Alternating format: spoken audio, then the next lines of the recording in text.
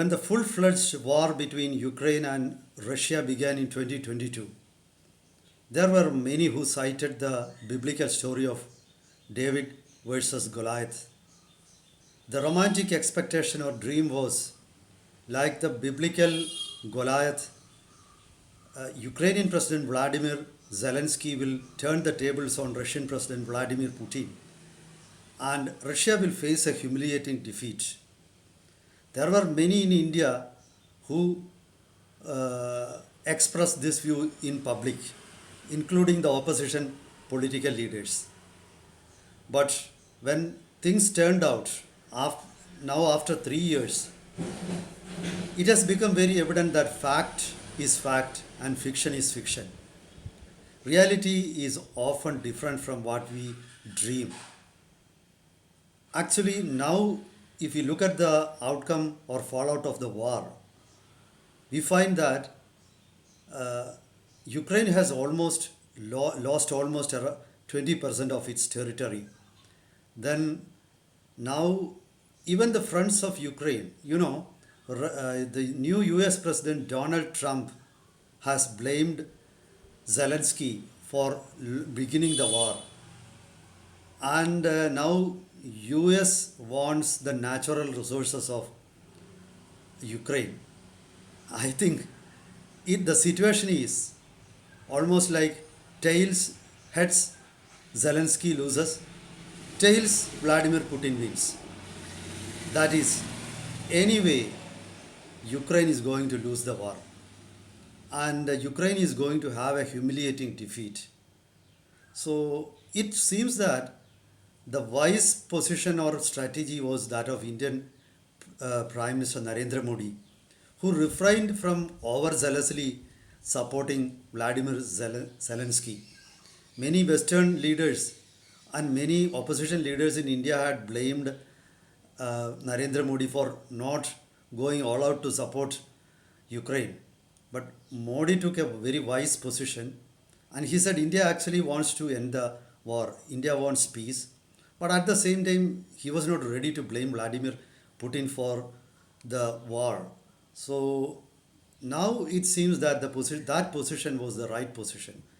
Let's take a hard look into the outcome of Russia-Ukraine war.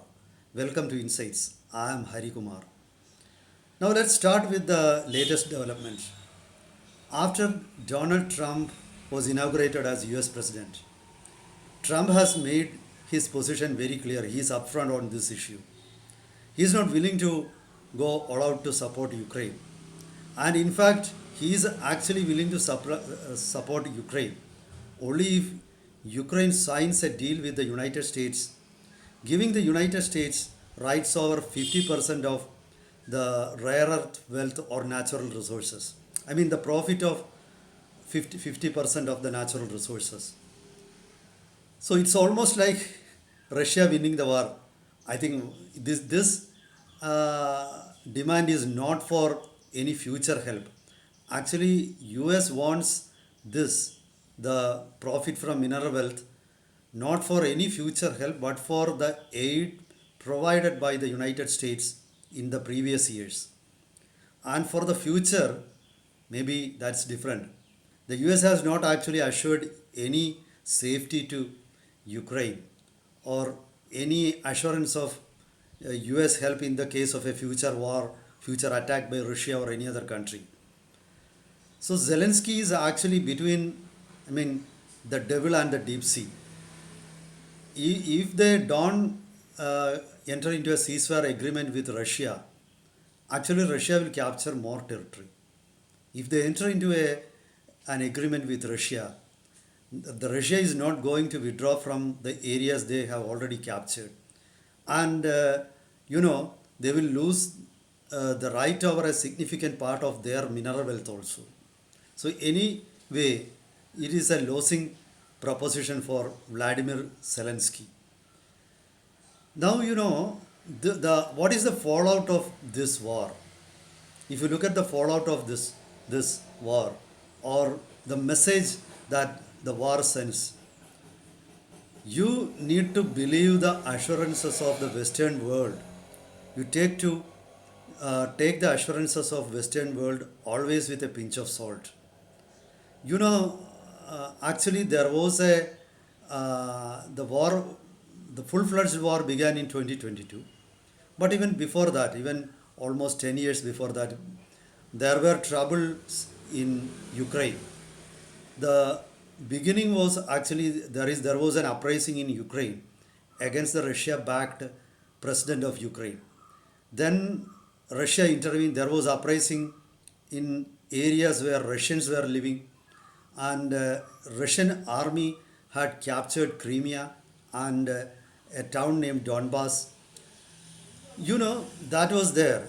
All the trouble was the result of Ukraine trying to gain membership in NATO. Either NATO should have very clearly sent a message to Ukraine that it's not wise and wise to provoke Russia. And as a nation, it's difficult for Ukraine to fight Russia. You know, in war, a nation with better resources, you see, the better economy, better army, I mean, the number of personnel, then better weapons, they win. Only in stories that the weaker guy manages to turn the tables. That also happens occasionally in stories. So they should not have, the NATO should not have given a false promise to Vladimir Zelensky. Actually, they ditched Zelensky. This is now we realize from the outcome of the situation. You know, I don't think there is any possibility of Ukraine to gain NATO membership anytime in the future. Now, when they sign an agreement of ceasefire with Russia, there is no assurance that they are going to get back the areas captured by Russian army. So things are, this is a total loss for Ukraine. Had they entered into some kind of agreement with Russia earlier, and that had they assured Russia that we are not going to take membership in NATO, I'm sure that Russia would not have attacked Ukraine. So they should have, in some way or other, they should have tried to, strike a deal with Russia. They didn't do that. They actually banked on the promise of NATO. And the result is that now NATO is unable.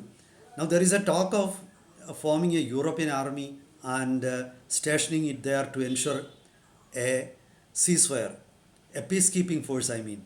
But without the help of the United States, it's going to be impossible. And, President Trump is a person who is businesslike. He actually wants to gain profit out of it.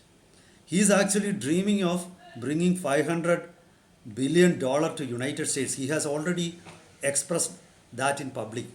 So in this situation, actually there is no hope for Ukraine.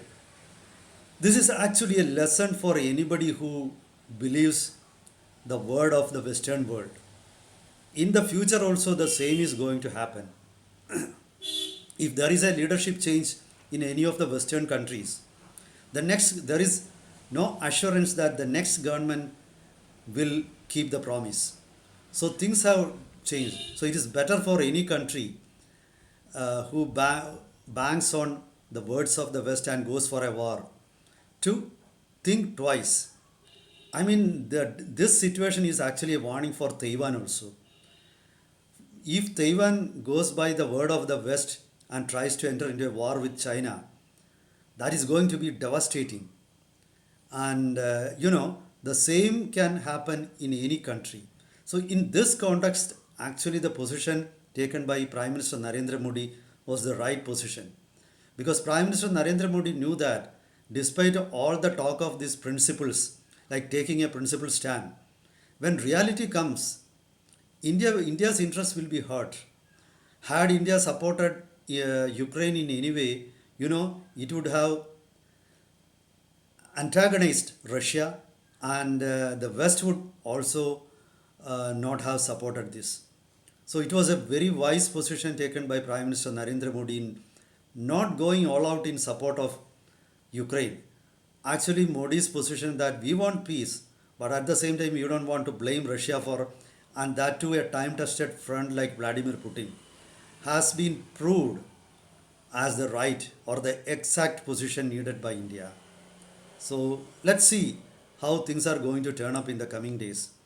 I am sure that Vladimir Zelensky will be unwilling to sign an agreement granting rights of 50% of the profit of their natural resources to the United States. That will make Vladimir Zelensky very unpopular in Ukraine, and he is definitely going to lose his position in the next polls. Already, President Donald Trump has called him a dictator. In the coming days, Donald Trump will simply throw him away because Donald Trump personally doesn't like Zelensky, and supporting Zelensky is not in the interest of United States also, because the politics nowadays is placing the interests of your country first, and talk of principles is not there in diplomacy or statesmanship nowadays. So this is the present situation. Meet you with other updates in the coming days. Till then, goodbye.